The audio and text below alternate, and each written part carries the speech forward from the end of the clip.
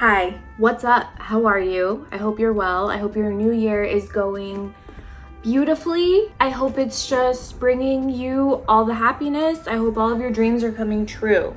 I'm kind of going through it this evening. I actually had a whole different video planned for myself to film. I wanted to do an ASMR video, but I'm sure you can hear in the background just thousands of different car sounds, and that's because I'm at my grandma's house. She lives on a very busy street. I thought that I could somehow block it out, but I went to try, and all of the car noises and outside sounds just don't make for a very tingly experience. So since I did get an ASMR microphone for Christmas, I really want to utilize it. And I want to start making more ASMR videos. On my last ASMR video, I got a lot of comments saying that I should make an ASMR channel, which I'm flattered that anyone would want me to make an ASMR channel. But I think I'm just gonna keep all of my videos on one channel for now. Expect more ASMR videos from me very soon if you're into ASMR. If not, I'm so sorry. But today I will be giving you no tingles, unfortunately, because I'm gonna be talking about my retail experience. I guess you could call this a story time. I've just been reflecting a lot lately on my past work experiences. Now that I've graduated college, it's been time for me to apply for a big girl job and get a big girl job. And here I am, degree in hand, multiple jobs applied for, and I'm getting rejected from every single one. Also, side note, I have no idea what this is. Oh. So yeah, if that's bothering you, I'm really sorry. It's bothering me too. Okay, well, wow. Where do we start? So I just graduated high school. I was 18 years old, and I regret so wholeheartedly not getting a food service job because I feel like you can make so much more money doing that. But I was like, I want to be like a fashion girl. I really just want to I just want to put my fashion to use at work. Fast forward to now where all I wear are sweatpants. But anyways, now I know that both of these places that I'm going to be talking about actually are canceled now, but back in the day, Forever 21 was the place to be. I thought it would be so much fun to work there. Whoa, actually I just remember something so weird. So I remember going to the mall to drop off applications because when I was applying for jobs, you actually turned in a physical application and didn't do everything online like you do now. I went to a few different places, and I remember going to Victoria's Secret to drop off an application. So I go in and I'm like, hi, can I speak to the manager, please? The person that I went up to actually was one of the managers, and she's like, yeah. And long story short, after I worked at Forever 21, I ended up working at Victoria's Secret. This should have foreshadowed everything. So this particular manager, she was just not having it, and honestly her personality is just very cutthroat. So after working with her, I understand, but me, this shy little timid girl, was just like, please hire me. So I give her my application and she reads it because I attached my resume to it also, and she's like, this isn't even a resume, what is this? And I was just like, well, I just graduated high school and I don't really have much experience. And she's like, if you ever want to work here, or if you ever want to try and apply working at places, you need to get this fixed, honey. And she handed me the application back and walked away. Can you imagine my horror? I honestly was a very, very late bloomer in life, so I was so painfully socially awkward and just shy and just didn't say anything and didn't want people to not like me, but that made people not like me because they just thought I was weird. So this interaction made me want to cry. I actually think I did cry. I think I went back to my car, cried, called my mom, and then went back to apply for more jobs. After I went through that, I walked over to Forever 21 and I handed my application to a manager who was really sweet. And then I think a week later, they called me for an interview. And I remember it was a group interview, so I was nervous. Group interviews are really weird because you want to be heard, but then at the same time you don't want to be the only person talking. So my first shift ever was a closing shift, and it was 5 p.m. to 10:30 p.m. I never knew this because this was my first time ever doing anything. I mean, depending on the manager that you have at the time, you can't leave the store unless everything is clean and all of the clothes that people try on and are just put back in the wrong spot are all put away. The size of this Forever 21 was just disgusting. It was so big. The fixtures were just full of so many different layers of clothes, and there were many times where we stayed there until like 1 a.m. just folding clothes or putting clothes back, especially during holiday season.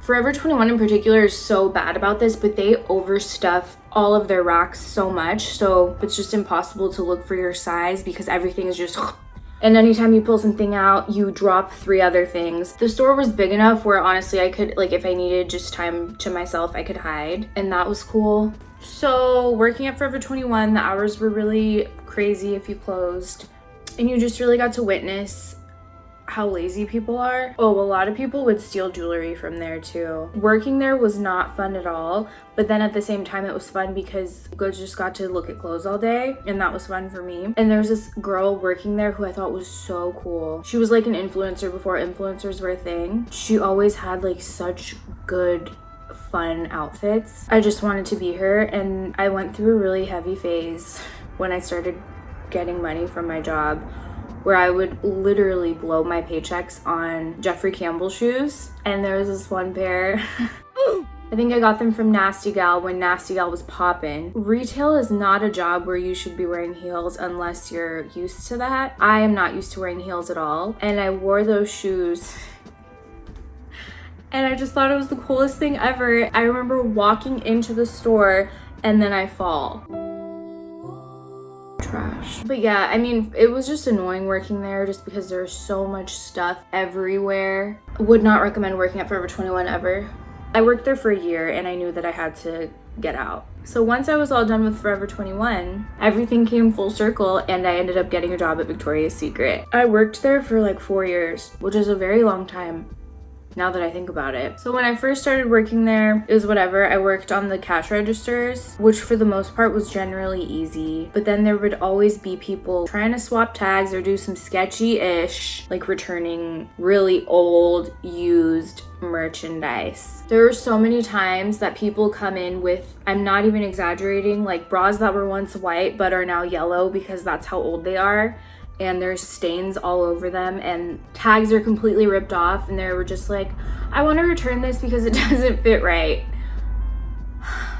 I mean, it's one thing if you try it on, like wear it for a day and it doesn't fit right or it doesn't work, then yeah, okay, I completely understand. But clearly you have worn and loved your bra and you just decided that you were bored with it now, so you want to bring it back. We've also had people return things from years ago and say that it's brand new when everyone involved knew that it wasn't brand new. So I worked as a cashier for like a good 6-7 months, and then they started putting me out on the sales floor, which made me nervous. So at Victoria's Secret, everyone who's on this, well, I think everyone actually carries around the little tape measures, and they're like, you make sure you're measuring every customer you can, which is so annoying and such an invasion of space because I didn't like putting that on people unless they wanted to do it. When I was first on the sales floor, it gave me so much anxiety measuring people because it was very inconsistent. Like someone on the sales floor would tell the person, oh, you're a 34B, and then they would go to the fitting room and the fitting room person would be like, absolutely not, you're a 32F. But once our store in itself figured out the logistics of teaching everyone how to actually measure,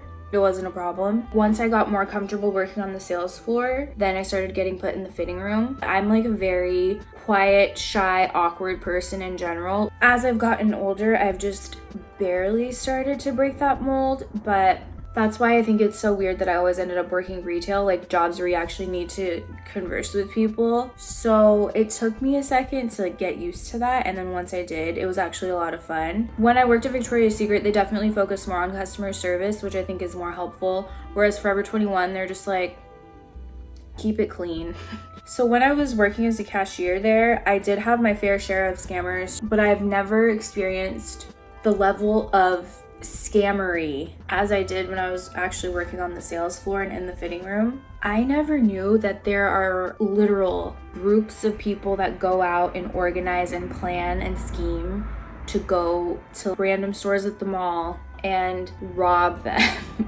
So when you clock in for every shift, you have like a meeting in the back. These are our sales goals. Be aware of this. Blah, blah, blah, blah, blah. Okay, let's go, team. So it was a Saturday, and obviously it's like our busiest day of the week. And right before the store opened, we were having our meeting, and my manager shows us this small little pixelated picture of a lady who I guess had been going around to different Victoria's Secrets in the county and like stealing so much from the stores and just like right in front of the workers. Nobody knew what was happening. So she was showing us her picture, being like, ladies, please keep aware if you see this woman, you need to watch her, like make sure that you give her really good customer service. The way it works is you're just supposed to pretty much bug them until they stop. My manager was like, I know it's busy, I know that it's Saturday, but you guys can't leave your section of the store. Utilize your walkie-talkies, because we all had walkies, and we weren't allowed to leave our section that we were designated to, especially if you're in the front of the store, because they always wanted the front of the store to have someone there. So,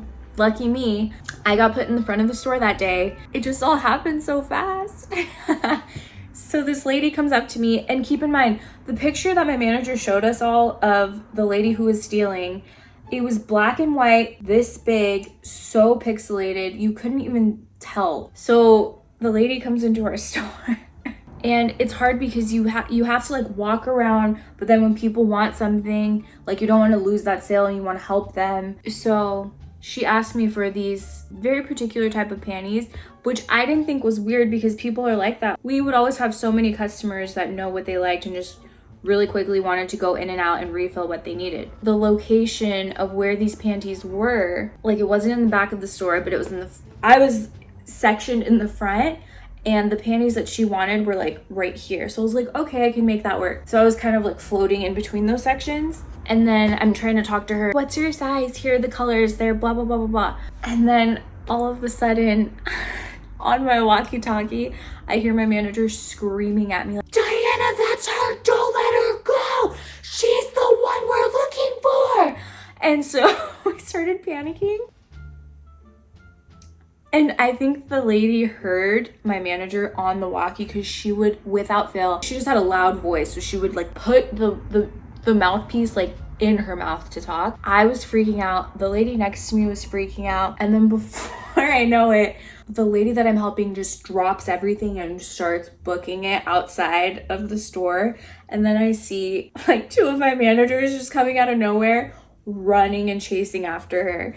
I just kind of stood there like, what do I do? Do I go chase them as well? So I run out and I see them like all the way down the mall already. Another time that sticks out is when I was working in the fitting room. When you're getting trained to work in the fitting room, they tell you for things to look out for. So it's like of course you want to count their items.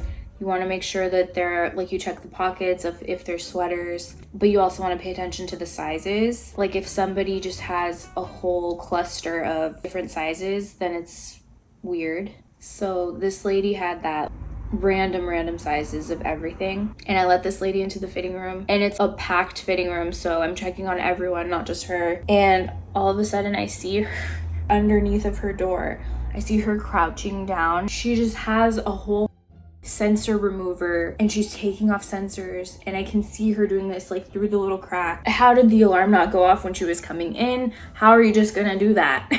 But luckily I just had my little walkie-talkie, so I got my manager to come take care of it. So yeah, I learned that people love to steal and they will go to great lengths to do it.